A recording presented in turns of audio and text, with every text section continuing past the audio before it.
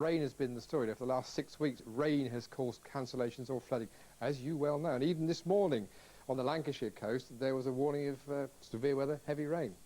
That's all gone now. There is still rain around, but it's just standard summer rain. The story now, as you might have seen from Sally Nugent's hair, is wind.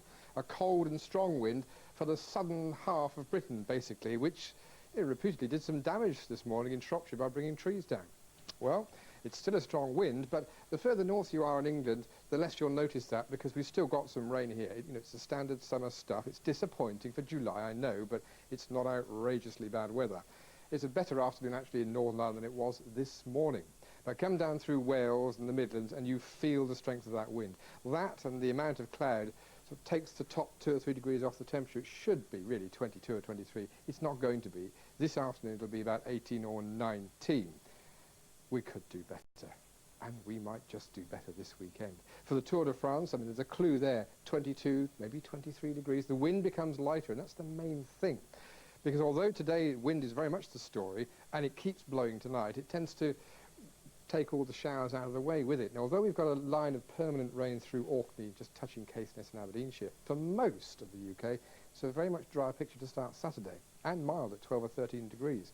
So by the time you're up, and let's assume you'll be having a little lie-in, the sun should be out, the breeze not as strong, and we start at 16 degrees here, 10 o'clock in the morning. I don't see a shower yet, a passing one for North Wales, Northern England, Northern Ireland, Scotland, but they're fewer, they're lighter than today. And the breeze, though there and noticeable, isn't as strong as today's. So the July sunshine will do its work to some degree. That, I'm afraid, is still the permanent line of not heavy but persistent rain for Orkney.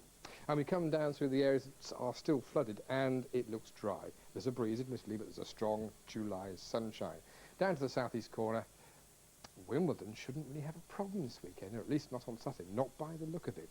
How do we all fare? Well, that was 10 o'clock in the morning. As the day progresses and the breeze, you can see, moves the cloud and the showers along, light and few as they are, it looks a good day, with temperatures up on today's by a degree or so for most places. I said they shouldn't have a problem for finals weekend. 23 degrees in London with a lighter wind on Sunday. I think will most of us share in that July largesse. At last.